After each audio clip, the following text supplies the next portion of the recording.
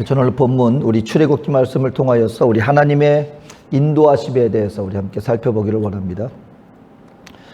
여러분, 이 땅을 살아가는 우리 모든 인생들은 우리 하나님의 인도하심을 필요로 하는 존재들입니다. 이유는 하나입니다.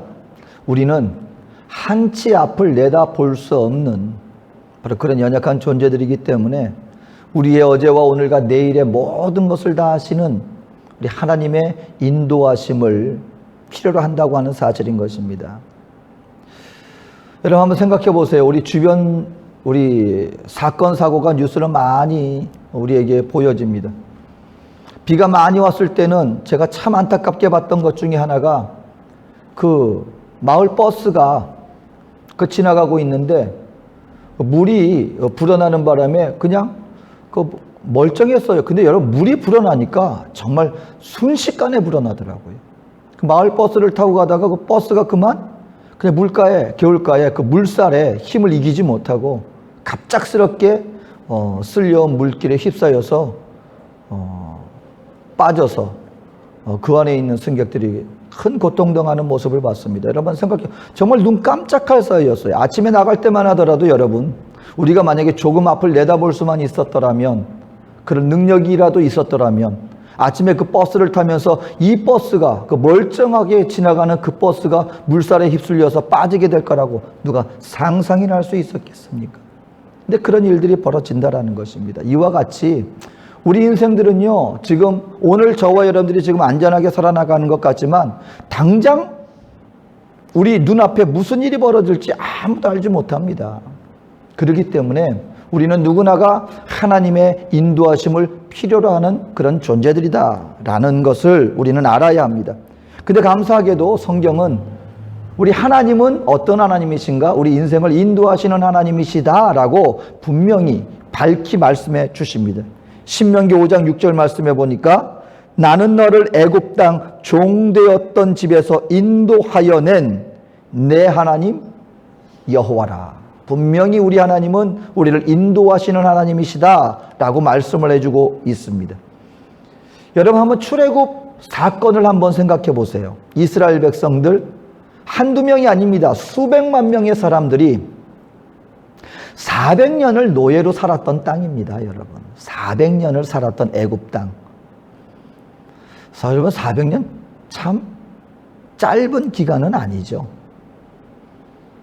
더군다나 그것도 애굽 땅에서 처음에는 잘 살았다가 요셉을 알지 못하는 왕이 일어나더니 이 애굽 민족들이 자꾸 번식하고 불어나니까 위험을 느끼고, 혹시 이 백성들이 들고 일어나서 우리 애굽 나라를 침략하는 것 아니야? 들어엎는 것 아니야? 해서 그들을 노예로 억압하기 시작했습니다. 그리고 그 시간을 보내는 것이 400년이었습니다. 400년을 살았던 땅을 떠나서 전혀 알지 못하고 한 번도 가지 못했던 그 광야를 지나 하나님이 인도하시는 그 땅을 향하여 나아가는 그 여정. 여러분, 어떻게 이스라엘 백성들이 이 여정을 무사히 마칠 수 있었습니까? 성경은 오늘 본문 말씀을 통해서 그 이유를 분명히 말씀해 주십니다. 출애굽기 13장 오늘 본문 말씀 21절 22절 말씀. 여호와께서 그들 앞에서 가시며 낮에는 구름 기둥으로 그들의 길을 인도하시고 밤에는 불 기둥을 그들에게 비추사 낮이나 밤이나 진행하게 하시니 낮에는 구름 기둥 밤에는 불 기둥이 백성 앞에서 떠나지 아니하니라. 여러분, 이스라엘 백성들이 사람이 살 수 없는 광야를 지나 약속의 땅 가나안 땅에 무사히 들어갈 수 있었던 그 모든 이유는 근본적으로 성경은 이렇게 말씀하십니다. 하나님이 인도하여 주셨기 때문에 가능하였다. 하나님은요, 광야 시간 동안 한시도 애굽 이스라엘 백성들을 떠나지 않았습니다.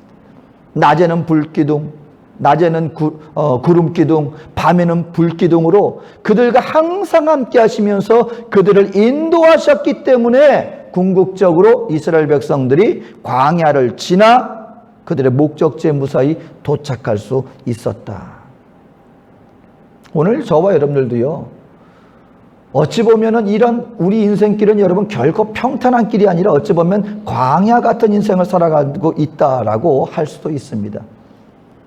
어떤 분은 그럴 수도 있겠습니다. 아니, 광야하고 우리가 지금 살아가고 있는 이 세계를 어떻게 비교할 수 있습니까? 그렇죠, 여러분? 우리는 뭐 광야, 외적인 환경으로 본다면 우리 지금 살아가는 인생이 결코 광야라고는 생각되어지지 않아요. 왜요? 뭐 광야처럼 우리가 물이 부족합니까? 아니면은 갈 길을 알지 못하는 것도 아니고, 오늘날에는 얼마나 많은 좋은 기술이 발달되어서 모르는 길도, 모르는 주소도 주소만 딱 알면 이 GPS를 통하여서 지도에 탁 핸드폰에 입력하기만 하면 어디든지 찾아갈 수 있습니다. 어떻게 우리 인생길이 광야길입니까? 라고 말할지도 모르겠습니다. 그런데 한번 살펴보십시오.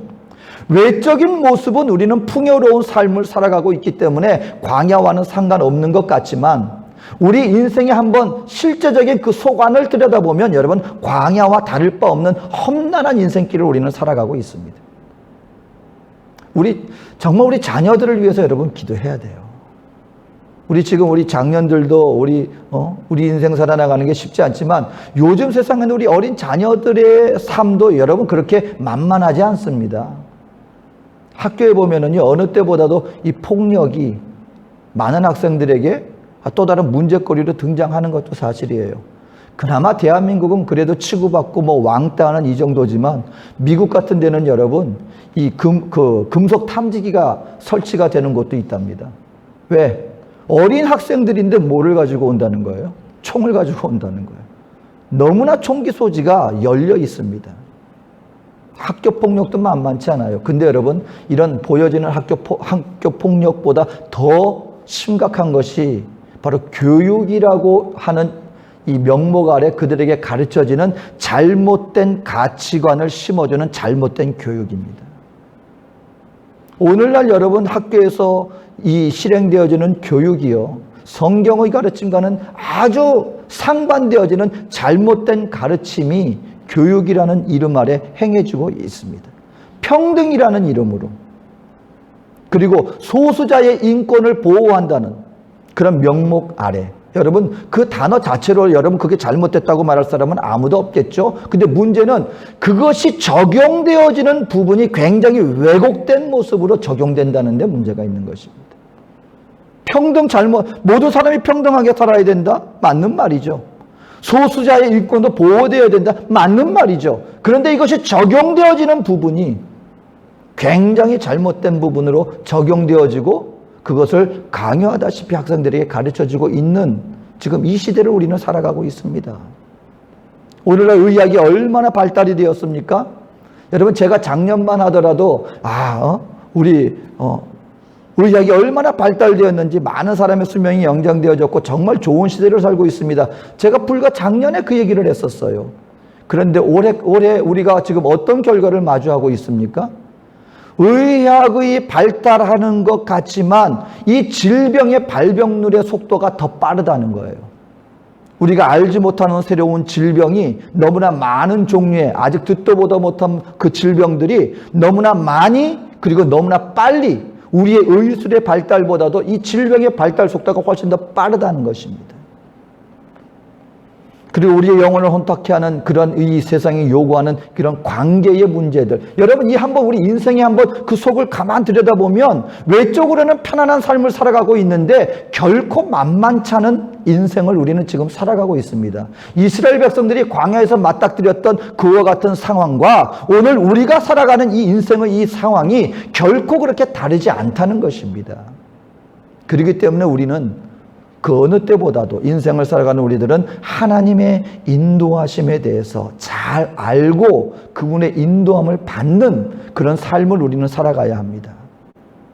오늘 출애굽기 말씀을 통해서 몇 가지 하나님의 인도하심의 모습에 대해서 살펴보기를 원합니다. 먼저, 그럼 하나님은 왜 하나님의 백성들을 인도하시려고 하는 걸까요?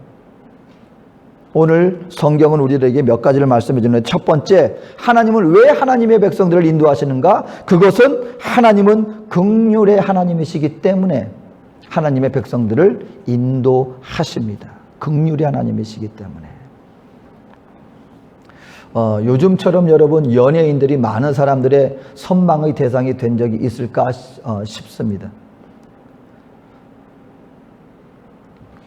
제 아버님 시대만 하더라도 연예인 그러면은요, 참 사람들 앞에서 많은 끼를 부리고 많은 사람들에게 재미를 주는 그런 어떤 탤런트 정도로 여겨졌지만, 오늘날에는요, 연예인들은 아주 유명 인사가 되었습니다.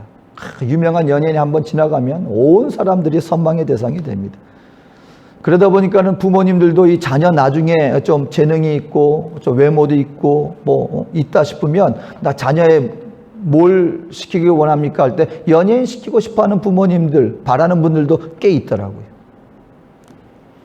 보니까 어떤 한 연예인은 그냥 본인이 연예인이 되려고 하지 않았는데 우연히 어떤 그 연예인들 모임 곳에 자기가 참석했다가 이렇게 화장실에 줄을 서고 있는데 그때만이 마침 연예인 관계자가 눈에 탁 들어가지고 내가 너를 발탁을 해서 너의 재능을 키워주고 유명한 연예인이 되게 해주겠다 해서 기획사에 이렇게 소속하게 되고 발탁이 되고 그랬다는 이야기를 들었습니다.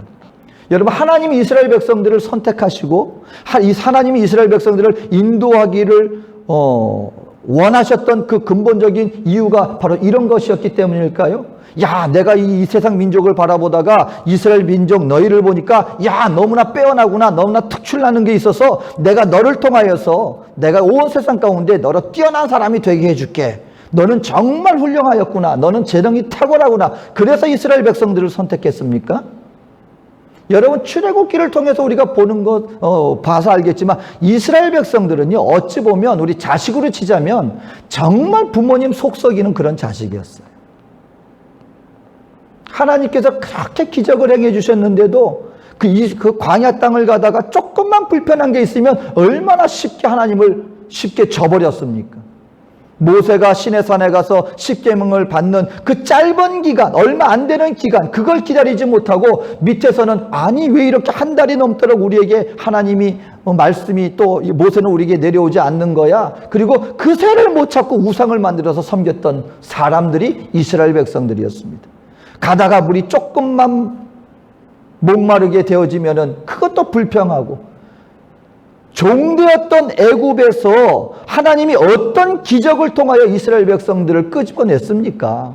그 하나님의 인도하심과 기적의 손길을 그 쉽게 잊어버리고 목 조금만 말라도 불평하고 고기 좀 못 먹는다고 불평하고, 그리고 하나님이 은혜를 주셔서 이제 지도자로 세워놓으면 그 지도자로 세움받은 사람들은 조금 자기가 뭐 할 줄 안다고 금방 교만해져서 모세 당신만 하나님과 대면하는 사람이냐? 하나님이 우리에게도 은혜를 베풀어 주셨단 말이야 하고 쉽게 권위에 도전하고. 무슨 말입니까? 이스라엘 백성들이 외적으로 보면은요, 그렇게 내세울 게 없었던 그런 백성들이었습니다. 그럼에도 불구하고 하나님은 이스라엘 백성들을 선택하셨습니다. 그 이유가 뭔지 아십니까? 바로 이스라엘 백성들을, 아니 그 하나님의 백성들을 향한 하나님은 그들을 긍휼히 여기시는 하나님이시기 때문에. 여러분, 이 긍휼이라는 이 말에는 어떤 의미가 담겨 있냐면요, 이 갓 태어난 아이를 바라보는 그 어머님의 마음, 그 단어에는 그 의미가 숨겨져 있어요. 갓 태어난 자녀를 향하여서 바라보는, 그 애틋하게 바라보는 그 어머니의 마음. 여러분, 한 갓 태어난 아이가 첫 걸음을 떼기까지, 그리고 첫 숟가락을 자기 밥 한마디로 말해서 제대로 떠먹기까지 얼마나 많은 이 부모님의 인내하심과 보살핌과 도우심이 있었는지 아십니까? 어린아이가 여러분 첫 걸음을 뗄 때 얼마나 많이 넘어졌을까요? 그때 만약에 부모님이 아이고 저 제대로 걷지도 못하는 거 저 쓸모도 없겠구나. 그리고 만약에 내쳤다고 해보세요. 먹을 때마다 음식을 그냥 여러분에게 숟갈 하나 쥐어주면 처음에 어떻습니까? 이리 흔들리고 저리 흔들리고, 그리고 나중엔 자기 입에 넣지도 못해요. 근데 그거 바라보면서도 그 쓸어 담고 바닥 청소하면서 얼마나 많은 오랜 시간, 그래도 어쩌다 한번 입에 들어가면 야, 그 잘했다고, 야, 이제 다 컸다고.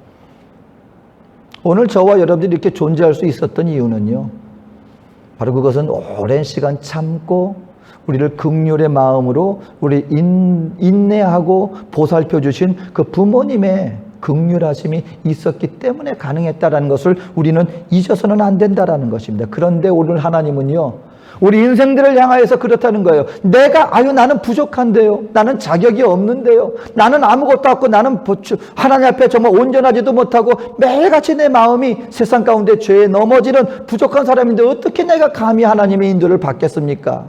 아니에요, 하나님. 우리 하나님은요, 저와 여러분들의 그 어떤 것 때문에 우리를 인도하시는 하나님이 아니라 하나님은 우리 한 사람 한 사람을 바라볼 때 마치 어머니가 어린 자녀를 바라보는 것처럼 긍휼의 마음으로 우리가 어떤 부족함이 있든지 우리가 얼마나 자주 넘어지든지 우리가 어떤 실수를 행하든지 간에 긍휼의 마음을 가지고 우리를 바라보시고 우리를 끝까지 인도하기를 원하시는 하나님이시다. 오늘 그러기 때문에 여러분 정말 쉽지 않은 시간을 보내고 있는 이 시간 저와 여러분들은요 긍휼한 마음으로 나를 인도하시는 그 하나님의 손길을 그냥 받아들이기만 하면 된다라는 것입니다. 먼저 우리는 알아야 됩니다. 하나님은 왜 자기 백성을 인도하십니까? 우리에게 하나님이 이걸로 말미암아 이익을 얻을 뭐가 있기 때문에 우리를 선택하신 것이 아니라 한없는 자비의 마음으로 자녀를 바라보는 어머니의 마음으로 우리 한 사람 한 사람을 향한 긍휼의 마음을 가지고 계시기 때문에 저와 여러분들의 상황이 어떻든지 간에 내가 어떤 행동 가운데 부족함이 있든지 간에 그걸 상관 안 하시고 우리를 품으시고 우리를 인도하기를 원하시는 하나님이시다라는 것을 먼저 우리는 알아야 합니다. 그러면 이제 두 번째로 우리 하나님은 긍휼의 마음을 가지고 계시기 때문에 우리를 인도하시는데 어떤 모습으로 우리를 인도하십니까? 오늘 성경은 우리에게 하나님이 우리를 인도하시는 모습을 두 가지 모습을 가르쳐주고 있습니다. 그것은 목자와 같이 그리고 독수리와 같이 우리를 인도하여 주신다는 것입니다. 여러분 성경에는요 우리 하나님이 우리를 인도하는 모습을 아주 뚜렷하게 비유적으로 말씀을 해주고 있습니다. 근데 그 중에 한 모습이 어떤 모습이냐면 하나님은 우리를 목자와 같이 인도하여 주신다라고 말씀하여 주십니다. 시편 77편 20절 말씀에 주의 백성을 양떼같이 모세와 아론의 손으로 인도하셨나이다. 이스라엘 백성을 인도하였는데요. 이스라엘 백성들을 무엇으로 표현하였습니까? 양떼같이 모세와 아론의 손으로 인도하여 주셨다. 그 마치 목자의 모습을 얘기해주고 있는 것입니다. 다윗은 누구보다도 이 하나님의 인도하심을 맛보았던 사람입니다. 그래서 이 하나님의 인도하심을 고백할 때 우리가 잘 아는 시편 23편을 통하여서 하나님의 인도하심을 이렇게 표현하였습니다. 시편 23편 2절 그가 나를 푸른 풀밭에 누이시며 쉴 만한 물가로 인도하시는도다. 여러분 푸른 풀밭과 쉴 만한 물가로 인도하는 목자의 모습으로 하나님의 인도하심을 고백하였습니다. 근데 여러분 여기서 우리가 이렇게 푸른 풀밭으로 인도하신다. 우리 특히 남미 브라질에 사시는 분들은 푸른 풀밭과 이 쉴 만한 물가로 인도하는 목자 그럴 때 목자 편하네 그렇게 생각할 수도 있어요. 왜? 남미는 문 밖에 마당만 있으면 자라나는 게 푸른 풀이에요. 우리 여기 교환학생으로 와서 공부하고 갔던 유학생들 이야기를 들어보니까 그 우루과이에 버스를 타고 여행을 했던 그 경험을 얘기를 해주는데 20몇 시간을 그 고속버스를 타고 이제 우루과이까지 갔다 오는 거예요. 처음에는 너무 좋았대요. 왜? 가는데 한 20몇 시간을 가는데 그 드넓게 펼쳐진 그 지평선 그리고 그 녹색 숲으로 가득 띄어진 가도 끝이 없이 펼쳐진 대지를 보고 처음에는 이렇게 광활하고 이렇게 큰 땅이 남미구나 처음에는 너무 좋았는데 20몇 시간을 가는데 내내 펼쳐진 게 푸른 숲이에요. 그러니까는 나중에는 막 질 정도로 이 남미에는 푸른 숲이 가득 찬 곳입니다. 그러니까 우리가 여기 말씀을 들을 때 목자가 양떼 그냥 푸른 풀밭 내놓는 거 그냥 문 밖에만 나가면 푸른 풀밭인데 힘들 것도 없겠다. 우리가 이렇게 받아들이기 쉬운데 여러분 그렇지 않습니다. 이스라엘은 땅이 어떤 땅이에요? 광야예요. 광야에는 푸른 풀밭 찾는 게 그렇게 쉬운 일이 아닙니다. 일단은 푸른 풀밭 있는 곳을 목자가 먼저 가서 찾아야 돼요. 근데 찾는다고 다 끝나는 게 아니에요. 두 번째는 그 푸른 풀밭 사이에는 뭐가 숨어 있느냐? 뱀들이 숨어 있어요. 여러분, 우리 그 중동 지방에는 뱀들이 그렇게 사막에 많답니다.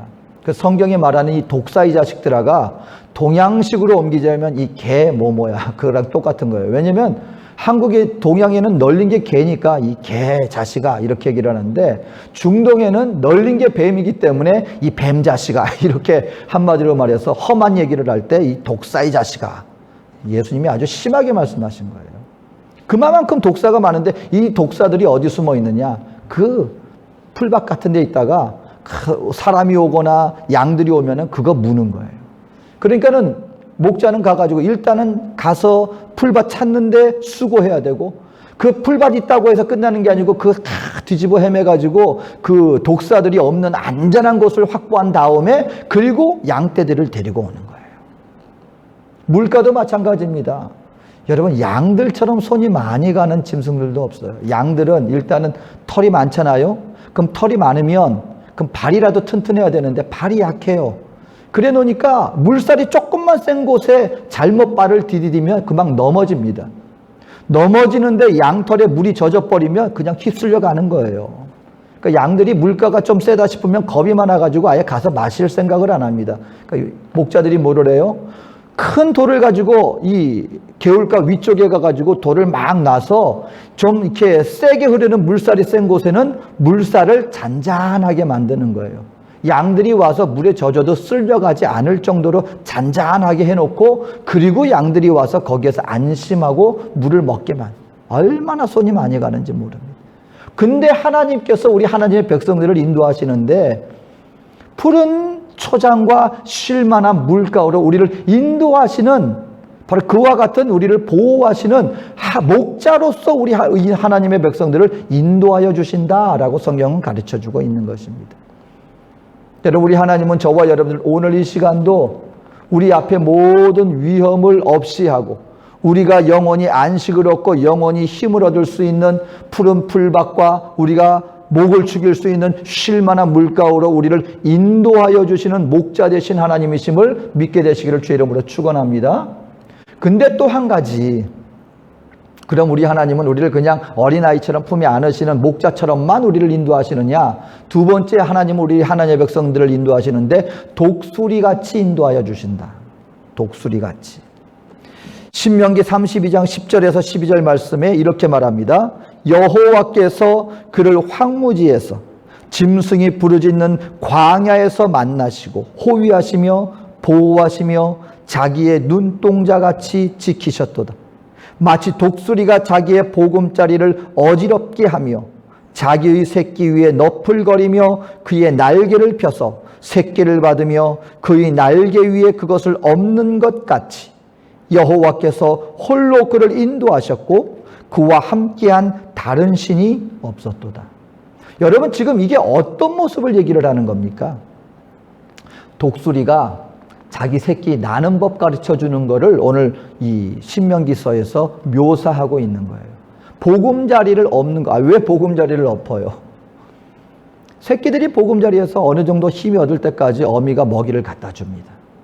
근데 그 다음에 여러분, 이게 독수리의 둥지는 절벽 높은 곳에 있잖아요.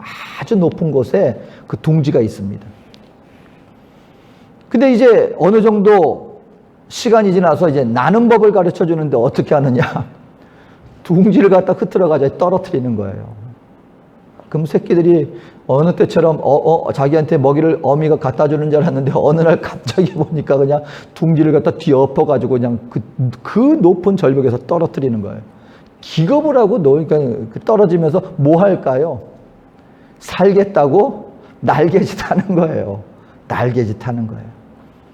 근데 그 어미 독수리는요, 그 위에서 자기 새끼 독수리를 떨어뜨린 다음에 그냥 모른 척 하는 게 아니고 그 새끼 독수리에서 눈을 떼지 않습니다. 끝까지 바라봐요. 그러다가 위험에 처한 것 같다, 이러다 정말 바닥에 떨어져 죽을 것 같다 그러면 쏜살같이 내려와서 자기 등에 엎는 거예요. 그걸 계속 반복하는 겁니다. 어느 때까지? 날아오를 때까지. 오늘 이 모습을 얘기를 하는, 우리 하나님은 우리 하나님의 백성들을 어린아이처럼 품어주시기도 하지만 때로는 우리 하나님은 우리 믿음의 백성들을 어떻게 만들어요? 완전히 흩어서 그냥 절벽에서 떨어지는 것 같은 상황 속에 우리를 갖다가 정신없이 만들기도 하십니다. 그런데 그 이유는 무엇 때문인가? 하나님의 백성들이 날개를 펴서 이제 이 세상 가운데 그냥 병아리같이 언제까지나 병아리같이 이 땅에서 그냥 이 땅의 것만 바라보고 살아가는 그런 인생들이 아니라 날개를 펴고 창공을 날아가고 이 둥지를 떠나서 대지를 갖다가 활보하는 하나님의 거룩한 자녀로서 빚어지도록 때로 하나님은 우리 믿음의 백성들을 인도하는데 무엇과 같이 인도하시는가? 독수리같이 인도한다.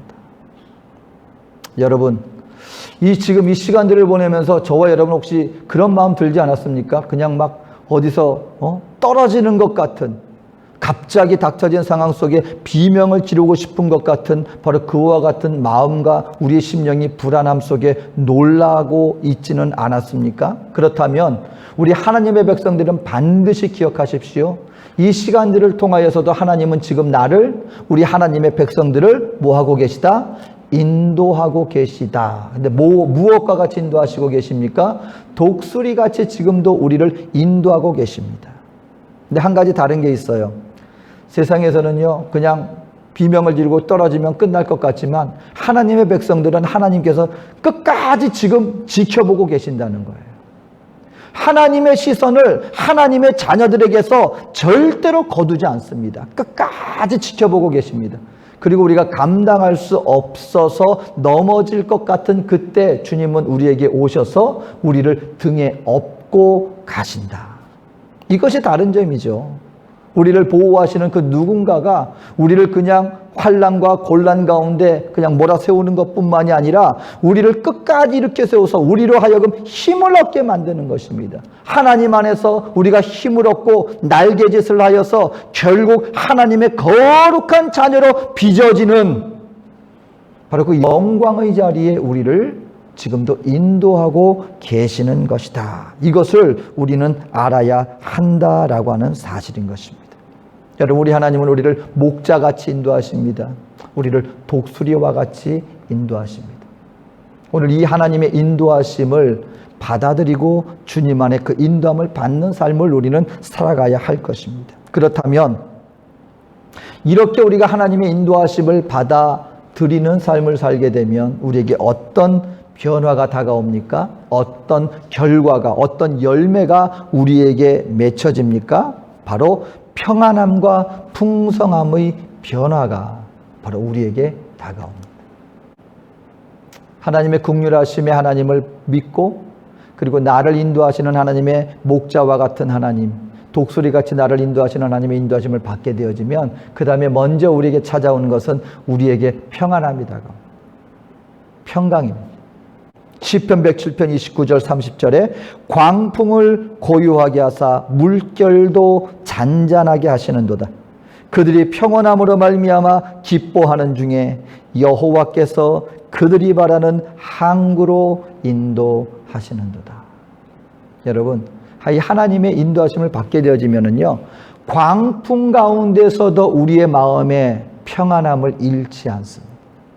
왜? 무엇을 믿기 때문에? 그 광풍 가운데 이 모든 것들을 잔잔하게 하시는 하나님의 인도하심을 믿기 때문에 그러한 광풍의 시간을 지난다 할지라도 우리 마음속에 평안함을 잃어버리지 않습니다. 그리고 기뻐함으로 주님을 의지하는 그 상황 속에 어느 순간 보니까 우리가 난파되는 것이 아니라 그 폭풍 한가운데 가라앉는 것이 아니라 기쁨의 항구에 결국 궁극적으로 도달하게 되어지더라라는 것입니다. 오늘 여러분, 저와 여러분들은 반드시 알아야 합니다. 하나님의 시선과 하나님의 인도하심을 벗어나는 환난은 절대로 존재하지 않습니다. 하나님은 저와 여러분들이 어떤 환경 가운데 있다 할지라도 우리에게서 시선을 거두지 아니하시는 분이시고, 그리고 하나님의 능력보다 더 큰 환난은 없기 때문에 우리는 궁극적으로 하나님의 인도하심을 통하여 우리 주님께서 목적하신 그 승리의 항구에 반드시 도달하게 될 것이다. 이것을 믿게 되시기를 바랍니다. 이것을 믿고 우리 마음속에 평강이 다가오면 그때부터 우리의 삶에 뭐가 넘쳐납니까? 풍성함의 은혜가 넘쳐납니다. 풍성함이. 이사야서 58장 11절을 보십시오. 여호와가 너를 항상 인도하여 메마른 곳에서도 내 영혼을 만족하게 하며 내 뼈를 견고하게 하리니 너는 물된 동산 같겠고 물이 끊어지지 아니하는 샘 같을 것이라. 여기서 굉장히 좀 모순된 말이 등장합니다. 여호와가 너를 항상 인도하여, 여러분 오아시스 같은 곳에서도 내 영혼을 만족하게 하며, 이건 맞는 말인데 메마른 곳에서도 내 영혼을 만족하게 하신다는 거예요. 메마른 곳에서도.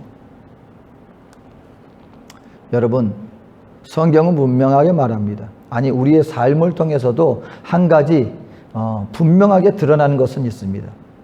우리의 삶에, 우리의 심령에 풍성하게 되는 것은 결단코 환경과 조건으로 다가오는 것이 아니다. 바로 우리의 영혼과 우리의 심령으로 말미암아 우리 인생의 풍성함은 좌우되는 것이다. 대표적인 예가, 여러분 세계적인 부호, 뭐 다른 사람은 몰라도 락펠러에 대해서는 누구나 다 알지 않습니까? 세계적인, 온 세계 최고의 부호 아니었습니까? 그 당시만 하더라도. 그런데 기자가 만족하십니까? 아니요. 언제 만족하시겠습니까? 네, 조금만 더. 근데 이게 맞는 말이 정말 그래요. 여러분, 우리가 세상의 소유로 말미암아 이것만 가지면 내가 만족할 것 같아 한데요, 그거 한번 내 손에 가져보세요. 근데 뭔가 부족한 게 또 생겨요. 그리고 우리 마음속엔 이런 마음이 듭니다. 조금만 더 갈급해져요. 계속해서 갈급해져요. 근데 여러분, 이 대한민국 그 6.25 때 맹의순이라고 하는 분의 이야기가 있습니다. 맹의순. 이분이 그 조선신학교, 그때 당시에 그 신학교에 다녔던 분인데, 남대문 교회에서 중등부 교사를 하시던 분이었는데, 그런 중에 이제 전쟁이 터지는 바람에 이제 피난을 가게 될 것이죠. 피난을 갔는데, 여러분이 6.25 때 사실 이 북한군과 남한 이 공산당과 그렇지 않은 사람을 구별하는 게 사실 쉽지 않았지 않습니까? 그러다 보니까 이 미군 연합군한테 이분이 피난을 가는 길이었는데 오해를 받아가지고 너 북한에서 온 북한군이지, 그래가지고 중공군 포로 수용소에 이분이 그냥 포로 생활을 갑작스럽게 하게 된 거예요. 서울에서 버젓이 신학교 다니고 교회에서 학생들 가르치던 교사분이 갑자기 그냥 오해를 받아가지고 억울하게 중공군 포로 수용소에 포로가 돼버리고 말았습니다. 그런데 이분이요, 거기 안에서도 좌절하지 않고 여기서처럼 전도하기 좋은 곳은 없다 해가지고 포로 생활하면서 거기에 있는 중공군들한테 복음을 전하기 시작했습니다. 그래서 여러분, 이분으로 말미암아 광약교회라고 하는 것이 세워진 이 시초가 바로 이분이 그곳에서 복음 전하면서 그것이 광약교회의 시초가 되었다는 것입니다. 근데 이분이 거기에서 그때 마침 여러분 포로 수용소에서 복음 전하는 것을 나라나 당국에서 허용을 했답니다. 오히려 권장을 했답니다. 그것처럼 좋은 게 없죠. 그 사람들을 갖다 교화시키는데. 그러니까 이분이 그들에게 복음 전하고, 근데 마침 영어 통역이 돼가지고 그 군의관, 미국 군의관이 중공군 포로 그 병자들을 대할 때 이분이 옆에서 거기서 통역해 주면서 그 의료시설을 갖다가 왕래할 수 있었기 때문에, 그래서 아침 새벽 5시가 되면 새벽 예배 드리고, 그리고 성경 공부도 인도하고, 그리고 새벽 1시에서 2시 사이에는 자기가 그 군의관하고 그 관계가 있었기 때문에 그 병자들에게 가서, 그 아주 중한 병자들에게 가서 그들을 치료하면서 그들에게 복음도 전하고 찬송가도 들려주면서 그 중국어를 배워가지고 떠듬떠듬 중국말로 그들에게 복음을 전했다고 합니다. 근데 나중에 이분이 밝혀져 가지고 당신은 북한군이 아니라는 게 밝혀졌으니까 당신은 이제 나가도 됩니다 해서 나갈 수 있었는데, 나는 여기서 복음 전해야 되겠습니다 하고 일부러 그곳에 남았다는 거예요. 그래서 그 사역을 끊임없이 감당했습니다. 그러다가 결국 과로와 영양실조, 그걸로 말미암아 이분이 마지막으로 그 병자들 발을 씻어주고 일어나다가 그만 쓰러져서 죽었습니다. 그런데 이 맹위순의 모습을 봤던 중공군 그 병자 중에 한 사람이 그 맹위순 이분의 장례식에 대해서 추모의 글을 썼습니다. 그 중공군들도 우리는 천사를 봤다. 이분이 얼마나 헌신적으로 그 중공군들을 돌봤는지 그러면서 추모의 글을 썼습니다. 그 추모의 글이 이런 것이었습니다. 선생은 하늘에서 보낸 천사였습니다. 마지막 환자를 다 씻기고 일어난 선생은 눈물을 닦을 생각도 하지 않고 시편 23편을 우리말로 더듬더듬 읽어주셨습니다. 다 봉독하신 뒤 높은 곳을 바라보시며 다시 한번 말씀하셨습니다. 내 잔이 넘치나이다. 내 잔이 넘치나이다.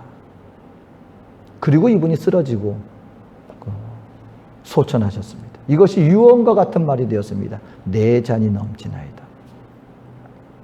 너무나 여러분 비교되는 말 아닙니까? 이 세상의 모든 것을 가진 대부호는 당신은 만족하십니까? 하는데 조금만 더. 근데 어찌 보면 환경적으로 아무것도 가지지 않고 억울하게 포로가 되어서 그 지극히 연약한 사람을 돌보다가 오죽했으면 영양실조와 과로로 인하여서 그 젊은 생을 맞이하게 되었는데 이 세상으로 보자면 이것처럼 억울한 인생이 또 있습니까? 그런데 그는 오히려 하나님 앞에 말하는 것입니다. 내 잔이 넘칩니다. 나는 너무너무 풍성합니다. 넘치는 인생을 살았습니다. 여러분, 하나님의 인도하심을 받는 사람들에게는 바로 이와 같은 그 마음의 평강과 더불어 주님을 의지하는 삶을 통하여 한 가지 변화가 생깁니다. 무엇입니까? 부족함이 없습니다. 이 고백이 나와요. 근데 그게 모든 것이 정말 갖춰져서 부족함이 없다는 말이냐? 아니요. 환경적으로 보면 메마른 광야 같은 곳입니다.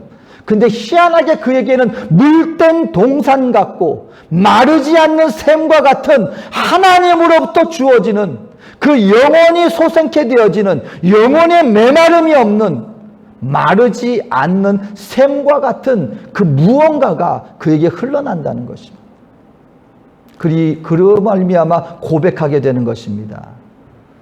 내 잔이 넘치나이다. 내 잔이 넘치나이다. 여러분 바라기는요, 오늘 정말 이 험난한 시대를 살아가고 있는 우리들, 광야와 같은 삶을 살아가고 있는 저와 여러분, 어느 때보다도 이 하나님의 긍휼하심을 받아들이게 되시기를 주의 이름으로 축원합니다. 인도함을 받으십시오. 주님은 저와 여러분들을 목자와 같이, 때로는 독수리와 같이 저와 여러분들을 인도하시고 반드시 세워주십니다.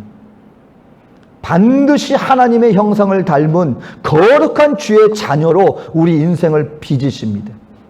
그 인도하심을 확신할 수만 있다면 어떤 환경 가운데 있다 할지라도 저와 여러분들은 마음의 평강과 그로 말미암아 우리 삶 속에 주여 내가 부족함이 없나이다, 감사가 넘치는 그와 같은 주의 백성으로 서게 될 것입니다. 바로 이때야말로 하나님의 인도함을 받는 거룩한 믿음의 백성의 삶을 모두에게 증거하며 나가는, 또 모두 앞에서 누리며 나가는 우리 저와 여러분들 되어지시기를 주의 이름으로 축원드립니다.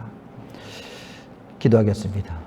사랑과 은혜가 많으신 나의 좋으신 아버지 하나님, 오늘도 우리 주님의 인도하심을 구합니다. 우리 하나님은 살아계셔서 오늘 지금 이 시간도 나와 함께 하시는 하나님이십니다. 나를 인도하시는 그 주의 손길을 통하여 우리가 주님 안에 푸른 초장 쉼만한 물가로 인도함을 받으며 내 영혼이 주로 말미암아 감사하며 보낼 수 있는 그 은혜의 길을 우리 모두가 걸어가게 하여 주시옵소서. 우리를 인도하시는 주님의 사랑과 은혜를 감사드리며 예수님의 이름으로 기도합니다. 아멘.